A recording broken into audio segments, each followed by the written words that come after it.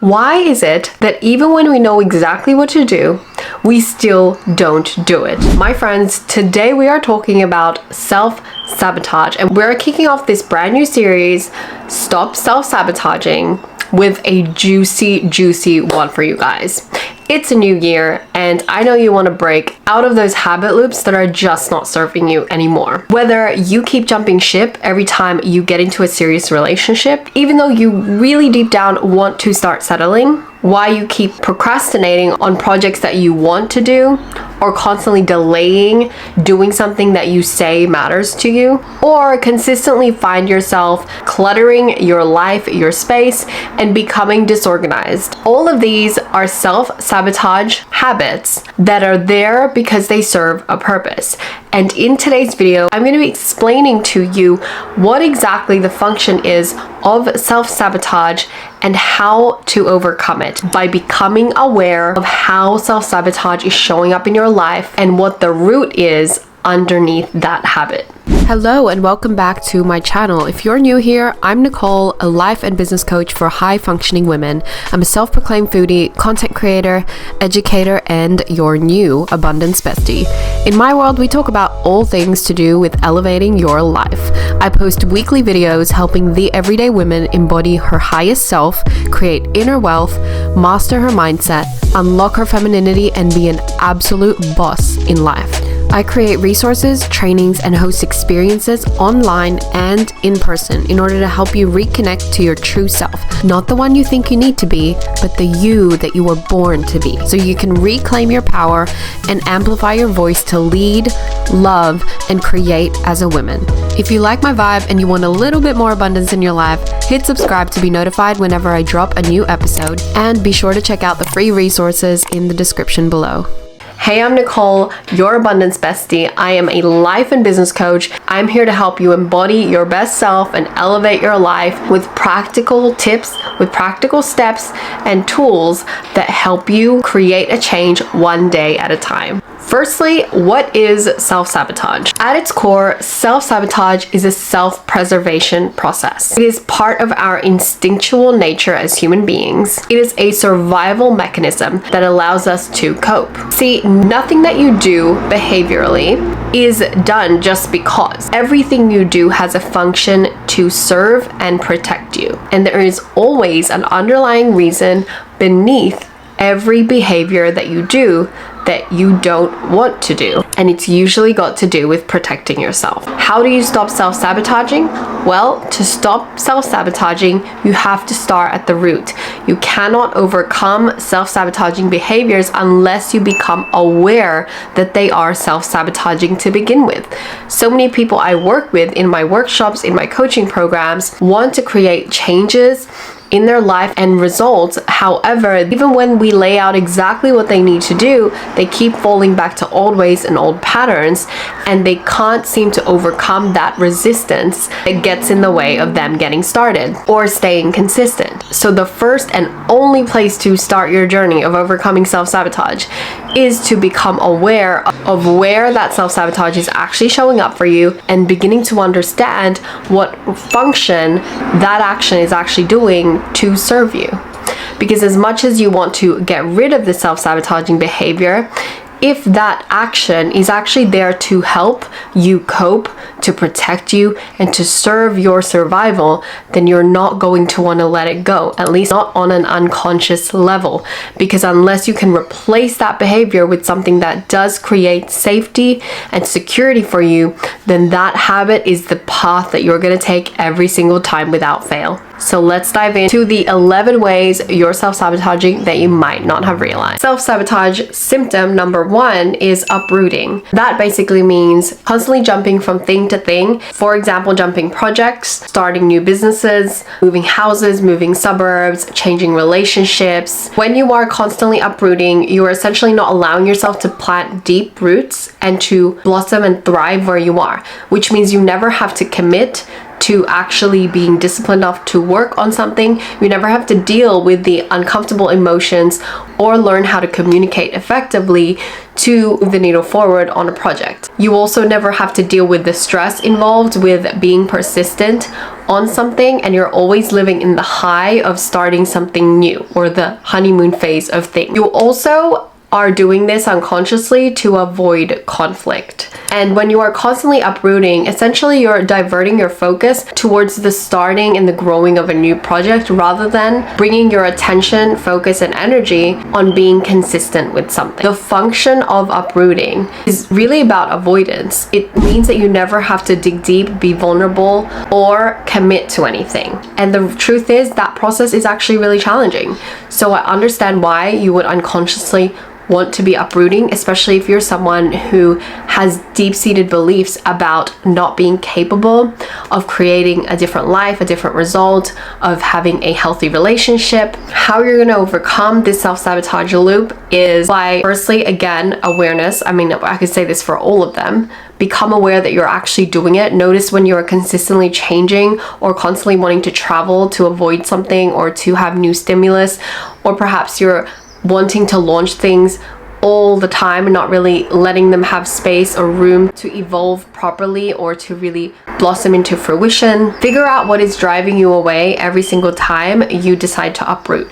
If you look back at your track record of the things that you have uprooted way too quickly, way too prematurely, you're going to find that there is an underlying reason that might be a common theme, and that's going to give you a clue of what your self-sabotage habit of uprooting is doing for you. And whenever you feel the need to uproot or change your stimulus right away, I invite you to stay in that space of evaluating whether you should, rather than just jumping to the next thing, and ask yourself what it is that you are uncomfortable about specifically, and to simply get clear about what it is that you want. Realign the choices that you are making to what you really want at the end of the day. If you want to be somebody who settles down with a loving partner and is able to receive love and give love in a healthy way, but you keep uprooting relationships every time it gets serious because you're afraid of the commitment, then ask yourself, is uprooting this one more time or leaving because this person is starting to show more interest, is that really serving you and helping in finding that relationship and being able to experience the possibility of that, having access to that? Because if you are consistently jumping from relationship to relationship, then there's a chance that you're probably not going to end up in a serious one unless you stop that behavior. So ask yourself, if that's what I really want to settle down with someone who loves and cares about me, then you have to be willing to be loved and cared for, and to give love and to give care consistently in a committed way. So that requires some work. And I get it, it's going to be uncomfortable if your pattern has always been uprooting, but it's okay, because with overcoming any self-sabotage behavior, and we'll go into this in the rest of this series, resistance is normal. It's going to arise no matter what. Number 2, perfectionism. We all know this one quite well. We hear it all the time. Perfectionism is essentially not trying because you don't believe it'll be worth it unless it's perfect. Perfectionism sets you up for unrealistic standards and goals to meet. When you are exhibiting perfectionistic qualities, what happens is it holds you back from actually trying, let alone even showing up for the things that you want. Being a perfectionist sometimes is your unconscious attempt to keep yourself where you are. Even though you say you want to have the dream business and the dream lifestyle working remotely, believing that you have to be perfect when you get out there on camera or get it right when you do your first sales call is going to stop you and scare the heck out of you from showing up to begin with.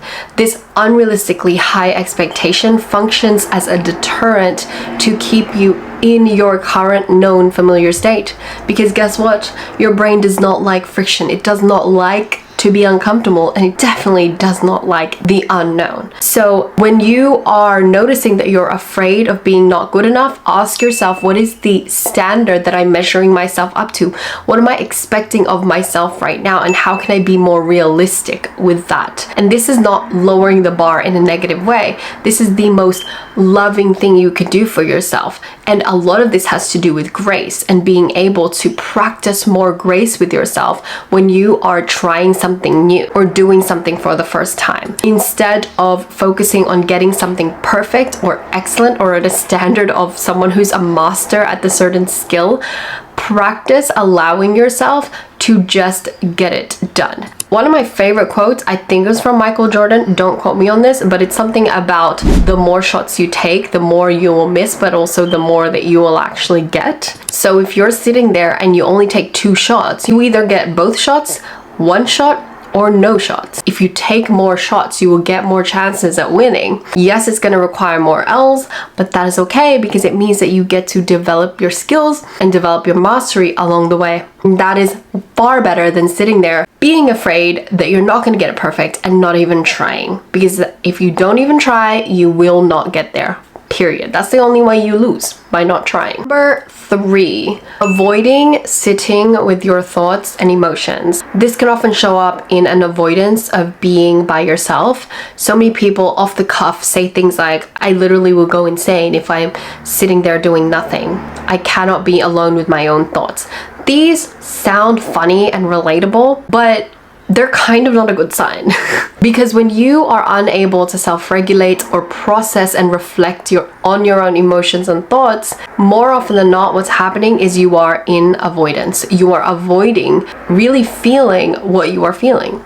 And anytime emotions are suppressed in the body, they become physically manifest in our bodies as ailments and diseases. Not only that, as stress that creates this feedback loop of consistently feeling run down, exhausted, and basically like on high alert fight or flight mode, which eventually brings you to burnout because it does compound over time. When you are unable to process your emotions, then it means your emotions get stuck and you then continue to dwell and repeat the same scenario, the same sadness or dullness or exhaustive emotions over and over again because they're literally sitting in your body.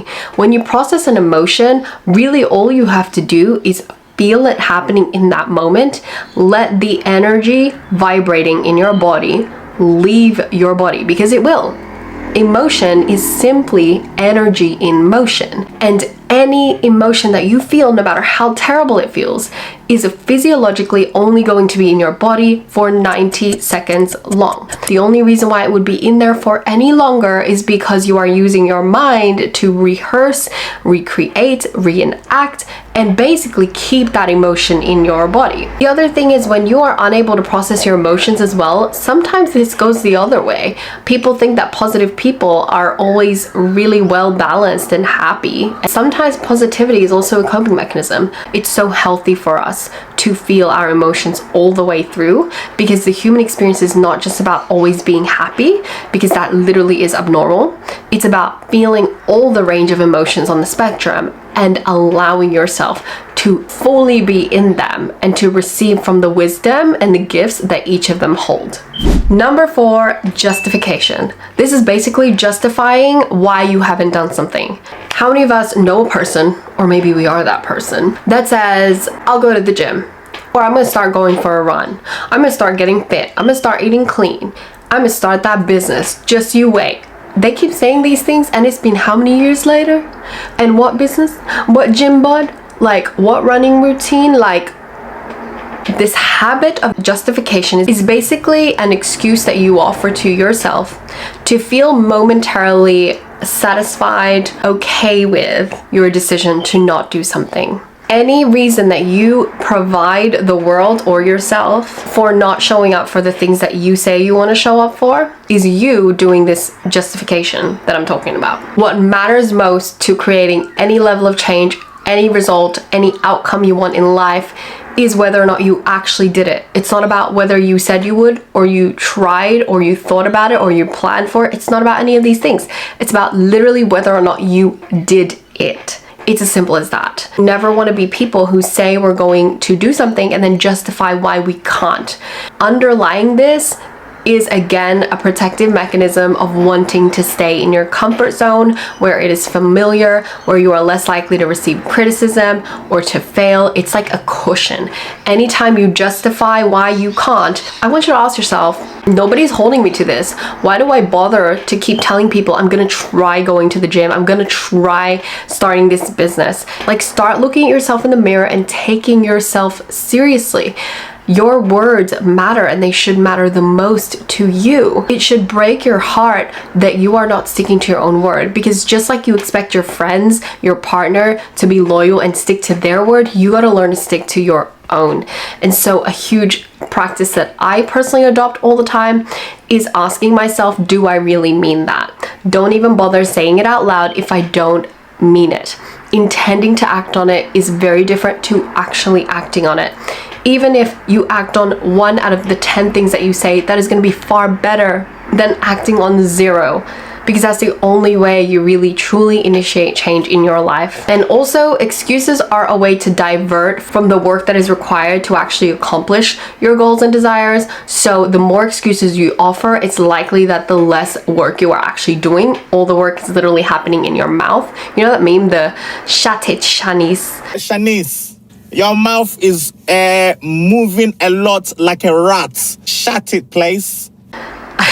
I can't. Like, that is literally it. All the work is happening in your mouth, but not in your life. So you could talk all you want, but the only person really suffering from this justification is you, because you're the one who's not living the life that you want. Number 5. I actually love this one so much. Disorganisation. When you live a cluttered life and your life is completely in disarray all of the time, it means that you always have something to worry about. It means that you never have to get to the root of the things that actually matter for you to deal with, because you are constantly putting out fires and trying to find things, and your life is chaos, even if it's subconscious. The unconscious purpose that this serves is it means that you get to continue to live your life overwhelmed, never having time to deal with the uncomfortable stuff. And it happens in the same way as it does with your home setting, your home environment, your desk environment, as it does with your relationships and your personal and your career and your finances. Often when I work with my clients, they're telling me how they'll get on this upswing and they'll have their momentum only for it to fall away, and they come back to their old habits. Their room becomes a mess, their relationships get crazy, their finances get chaotic, because deep down, they're conditioned to become disorganized as a way to avoid really dealing with everything. Think about it. When things are nice and neat and tidy and minimal, and things have their home and place and there's no clutter, isn't it so peaceful? Like, it is literally zen. What it does for you is it allows you to slow down, relax, and to actually think about your thoughts and to feel your feelings. Because when there is no visual clutter, when there are no fires to put out, it means that you actually have space for things to surface and you have to deal with them. So sometimes it's our unconscious attempt to not have to deal with this stuff that is really going on, that we've been running away from for years. So my advice is, don't throw yourself in the deep end. Don't try and do a massive house clean and room clean and clean everything.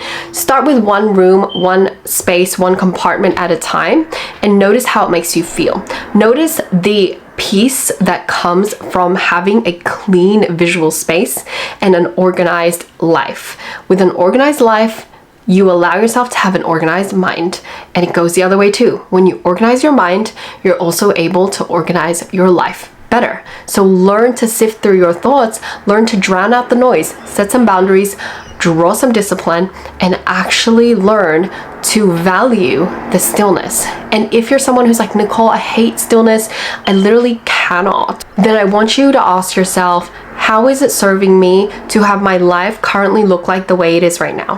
How much of your time and your energy is going towards looking for things, trying to find stuff, chasing things up, not knowing where you put things last because it's disorderly? And how many times have you attempted to try to change something and put so much energy towards new systems, new goals, and new habit trackers, new journals, only for you to fall back off on it? That's a lot of time and money of planning and not really ever reaping the results from it. As much as you might think it's strange to have a clean space, and you might feel so strange that you unconsciously start to clutter your space again. Ask yourself, how much of my time and energy could I have back if everything just had its place? If I knew exactly where to go, where to look, who to contact for what, and you started to implement systems in your life so that it would be a little less chaotic, because I guarantee you will get so much of your energy back. And not only that, your creativity will also start to come back. So if you're somebody who's feeling a little bit drained, uninspired, or feeling like you just don't know what the heck you're doing, especially for my business girlies out there, it's really important that you start with your space.